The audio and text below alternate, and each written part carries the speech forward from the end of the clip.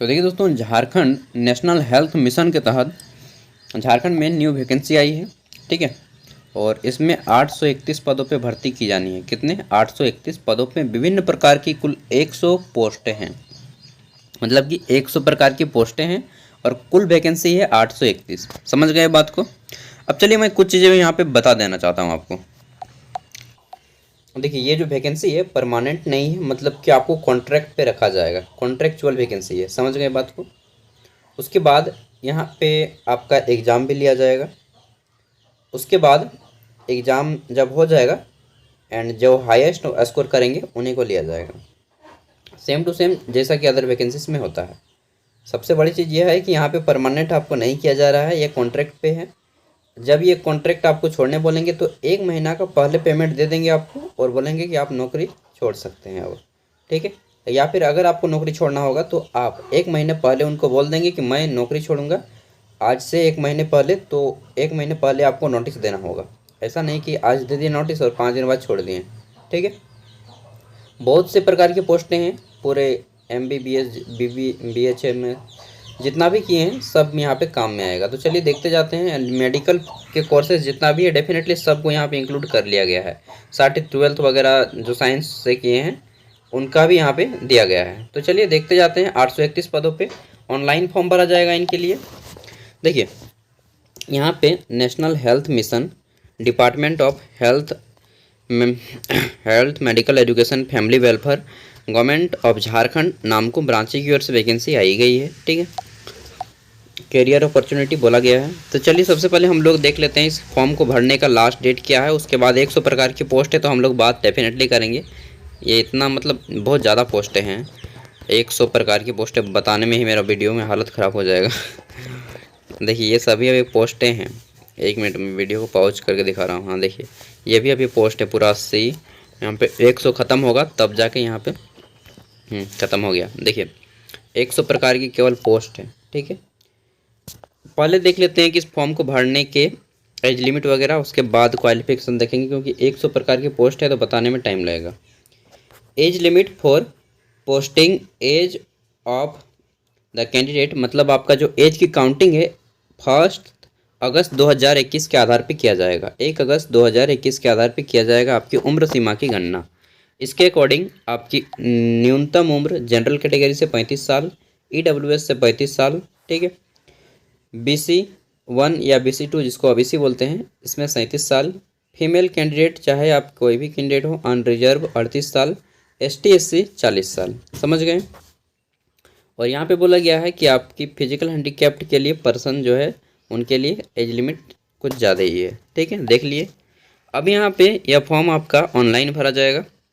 इसके लिए कुछ चीज़ें इन्होंने रखा है, जैसे कि यहाँ पे बोला गया है, कहाँ बोला गया है जी, लास्ट डेट वगैरह कहाँ पे दिया गया है, वही चीज़ देख रहा हूँ मैं। यहाँ पे देखिए बोला गया है आपका एप्लीकेशन प्रोसेस में कि आपका ऑनलाइन फॉर्म 16 तारीख से भराना शुरू हो गया है।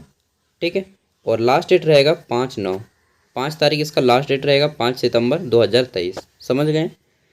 अब अगर आप इस फॉर्म को फिलअप करना चाहते हैं तो आपको यहाँ पे क्वालिफ़िकेशन देखना होगा।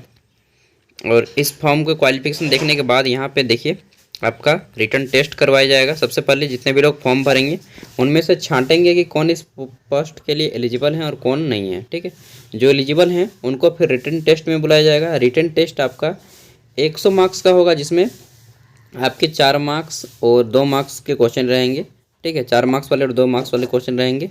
50 क्वेश्चन किसके कितने रहेंगे वो तो यहाँ पे नहीं बताया गया है डिटेल में। जब आपका एडमिट कार्ड आएगा तो उसमें बता दिया जाएगा। और नेगेटिव मार्किंग के 0.25 मार्क्स आपके रहेंगे। ठीक है, ये हो गया। फिर देख लेते हैं तो यहाँ पे बोला गया है, क्या बोला गया और कुछ नहीं बोला गया विशेष रूप से, बस ये सारी चीज़ें हैं। अब चलिए हम देखते हैं पोस्ट। ठीक है। तो कौन कौन से पोस्ट हैं यहाँ पे? बहुत से पोस्टें हैं। जैसे कि हमारा ये 100 नंबर से ही हम लोग शुरू कर लेते हैं। अब जो भी एलिजिबल होंगे वो देख सकते हैं। तो चलिए देख लेते हैं। यहाँ पे देखिए आपका 100 नंबर की पोस्ट है। इसमें आपका COO DPMU की पोस्ट है। यहाँ पे देख लेते हैं कोऑर्डिनेटर। ठीक है, पोस्ट का नाम है। और इसमें 30,000 रुपये सैलरी दिया जाएगा।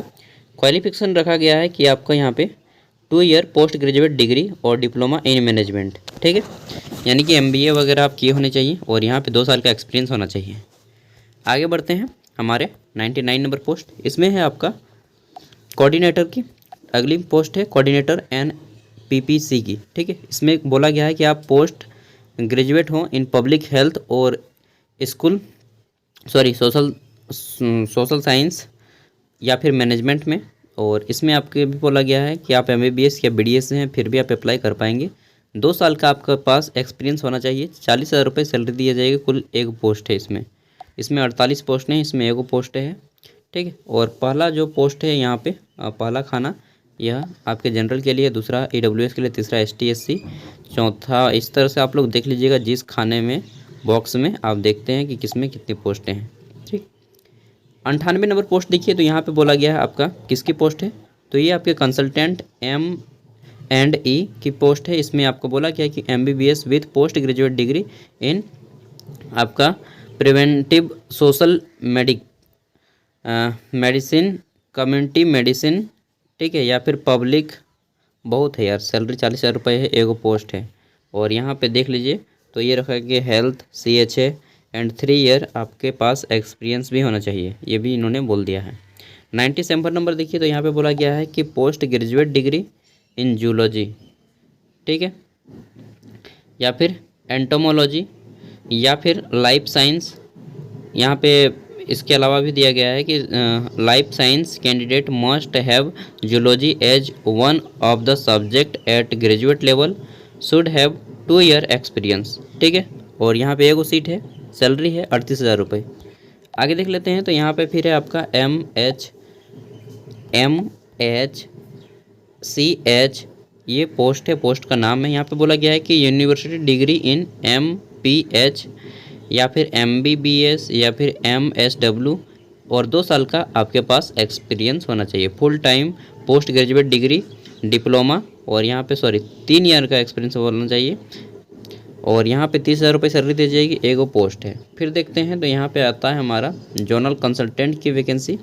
इसमें 40,000 रुपये सैलरी है। बोला गया है कि MSc जूलॉजी होनी चाहिए, ठीक है, या एंटोमोलॉजी, इनमें से कोई भी एक, और 3 साल का एक्सपीरियंस आपके पास होना चाहिए। आगे देख लेते हैं, तो यहाँ पे आता है हमारा रीजनल एंड वैकेंसीज़ के बारे में। Regional vaccine and logistic manager की, ठीक है। यार इतना फास्ट पढ़ने की कोशिश कर रहा हूँ कि थोड़ा बहुत गलती भी पढ़ दे रहा हूँ। एसेंशियल क्वालिफिकेशन में यहाँ पे है आपका ग्रेजुएट इन साइंस स्ट्रीम, ठीक है, या फिर डिप्लोमा इन कंप्यूटर एप्लीकेशन यानी कि DCA। और यहाँ पे बोला गया है कि आपके पास एक्सपीरियंस भी होना चाहिए। एक्सपीरियंस कहाँ गया जी, मिनिमम 5 ईयर ऑफ एक्सपीरियंस, समझ गए। तो जिनके पास होगा वो अप्लाई कीजिएगा। 30,000 रुपये सैलरी है, 1 पोस्ट है। फिर देख लेते हैं, तो यहाँ पे आता है हमारा 93 नंबर। यहाँ पे आपका रीजनल क्वालिफिकेशन यहाँ पे मैट्रिक है, ठीक है, तो matric and certificate of ITI। चलिए ITI वालों को मिल गया, 30,000 रुपये सैलरी है, 3 पोस्ट है। तो यहाँ पे बोला गया कि matric and certificate of ITI in आपका रेफरेंस एंड एयर कंडीशनर, ठीक है, रेफ्रिजरेशन एंड एयर कंडीशनिंग। फिर है with apprentice with minimum 3 year of working experience in repairing cold chain equipment. यार इनका जो क्वालिफिकेशन मुझे देख के लग रहा है कि इतना बहुत कम आदमी जा पाएगा, बहुत कम, क्या ना के बराबर आदमी, बहुत कम, रेयर केस में ऐसा आदमी मिलेगा जो इतना क्वालिफिकेशन रखेगा और इतने कम पैसा में काम करेगा। फिर है आपका रीजनल असिस्टेंट कोल्ड चेन की। इसमें बोला गया कि 12th इंटर विथ साइंस हो और 5 ईयर का आपके पास एक्सपीरियंस हो, ठीक है। 20,000 रुपये सैलरी दी जाएगी, 1 पोस्ट है। फिर देख लेते हैं, तो यहाँ पे हमारी आती है आपका चार्टर्ड अकाउंटेंट CA की, ठीक है। 75,000 रुपये सैलरी है। चार्टर्ड अकाउंटेंट में होना भी चाहिए, नहीं तो कोई काम नहीं करेगा इसमें। और बोला गया है कि आपकी professional qualified chartered account from ICAI New Delhi, ठीक है, at least 2 year of practice and having worked for reputed organizing, जो भी है आपका, और 2 साल का मिनिमम एक्सपीरियंस होना ही चाहिए। फिर देख लेते हैं, तो हमारे 90 नंबर की पोस्ट है MBBS और मास्टर। मैं जल्दी जल्दी बता दे रहा हूँ, ठीक है। उसके बाद एक्सपीरियंस 5 ईयर का, 1 पोस्ट है। फिर आपका आता है 40,000 रुपये सैलरी है। नेक्स्ट है आपका लीगल कंसल्टेंट की वैकेंसी, LLB मांगा गया है, 2 साल का एक्सपीरियंस मांगा गया है, 45,000 रुपये सैलरी है, वो पोस्ट है। नेक्स्ट देख लेते हैं, तो यहाँ पे हमारे 28 नंबर पे है आपका मैनेजर की पोस्ट है। यहाँ पे बोला गया है कि आप सिंपली इंटर CA हो या फिर इंटर ICWA हो या फिर MCOM हो, 3 साल का एक्सपीरियंस होना चाहिए, ठीक है। 6 को पोस्ट है, 41,968 रुपये सैलरी है। आगे देख लेते हैं, तो यहाँ पे हमारे 27 नंबर पे है नर्सिंग की, ठीक है, ट्रेनिंग कोऑर्डिनेटर। इसमें आपकी सैलरी है 50,000 रुपये, ये वो पोस्ट है। बोला गया है कि PG डिग्री इन नर्सिंग में होना चाहिए, ठीक है, यानी कि पोस्ट ग्रेजुएट होने चाहिए आप नर्सिंग में। फिर आपके पास यहाँ पे वर्किंग एक्सपीरियंस भी होना चाहिए, कितने साल का, तो यहाँ पे कहाँ लिखा है जी, application must have minimum 3 year of post qualification work experience, ठीक है, हो गया 3 साल का। फिर देख लेते हैं, तो यहाँ पे आता है मिडवाइफरी नर्सिंग MT के, ठीक है, इसमें MSc नर्सिंग विथ, यानी कि MSc नर्सिंग, BSc नहीं, MSc nursing with special in obstetric, 80,000 रुपये सैलरी भी है आपका, 2 साल का यहाँ पे एक्सपीरियंस भी मांगा गया है, ठीक है। आगे देख लेते हैं, तो फिर आता है हमारा यहाँ पे 85 नंबर की post, applicant must have been BSc nursing degree, 33,000 रुपये सैलरी है, 33,075 रुपये। Applicant must have GNM degree, ठीक है, अगर आपके पास वो नहीं है तो GNM की है, 10 गो वैकेंसी है। फिर यहाँ पे बोला गया है कि आपका application must have been GNM degree with diploma in public health, और साथ ही आपके पास जो है 2 साल का एक्सपीरियंस होना चाहिए। हाँ, इस पोस्ट के लिए बहुत ज़्यादा आदमी एलिजिबल हो जाएंगे क्योंकि ये क्वालिफिकेशन ईजी है। आगे देख लेते हैं, तो फिर है आपका अकाउंटेंट असिस्टेंट की, इसमें मास्टर डिग्री या post graduate degree in commerce में मांगा गया है, ठीक है, और यहाँ पे 55% मार्क्स होने चाहिए, 3 साल का एक्सपीरियंस होना चाहिए, एगो पोस्ट है, 19,800 रुपये सैलरी है। फिर देख लेते हैं, तो CMDPC की वैकेंसी है। यहाँ पे बोला गया है कि 2 साल का full time post graduate degree या डिप्लोमा साइंस, ठीक है, 35,000 रुपये सैलरी है। फिर देख लेते हैं, तो हमारे 82 नंबर की पोस्ट आती है quality state consultant public health quality जो भी है छोड़िए ना एश्योरेंस, इसमें 50,000 रुपये सैलरी है, एक को पोस्ट है। MBBS BDS या Ayush nursing graduate with master in public health community बोला गया है। साथ ही आपको जो यहाँ पे बोला गया है 1 ईयर का एक्सपीरियंस होना चाहिए। आगे देख लेते हैं, तो यहाँ पे हमारी है कंसल्टेंट चाइल्ड हेल्थ न्यूट्रिशन की वैकेंसी है, ठीक है, post graduate degree diploma in public health nutrition MHA की वैकेंसी है, 42,000 रुपये सैलरी है। आगे देख लेते हैं, तो RISC यानी कि स्टेट कॉल्ड चेन ऑफिसर की वैकेंसी है, 50,000 रुपये सैलरी है, एगो पोस्ट है। बीटेक डिग्री मांगा गया है कि बीटेक इन इलेक्ट्रिक और मैकेनिकल, ठीक है, और एटलीस्ट 5 ईयर का एक्सपीरियंस आपके पास होना चाहिए। आगे देख लेते हैं, तो हमारी और हाँ यार इतना बड़ा है ना 79 नंबर, इसमें बोला गया है कि स्टेट प्रोग्राम मैनेजर की वैकेंसी है, पोस्ट ग्रेजुएट और higher qualification from recognizing university in health community labour social welfare जो भी है, ठीक है, इनमें से कोई भी एक सर्टिफिकेट होना चाहिए। साथ ही आपके पास 5 ईयर का एक्सपीरियंस होना चाहिए, ठीक है, और आपको स्किल एंड एटीट्यूड ये सारे जो रखे गए हैं वो सारी चीज़ आनी चाहिए। 54,600 रुपये सैलरी दिया जाएगा, एगो पोस्ट है। आगे देख लेते हैं, तो यहाँ पे हमारी 5 पोस्टें मिलती हैं। ये है PCPNDT कोऑर्डिनेटर की वैकेंसी, ठीक है, 21,000 रुपये सैलरी है। बोला गया कि LLB डिग्री होनी चाहिए, साथ ही 2 साल का एक्सपीरियंस होना चाहिए आपका।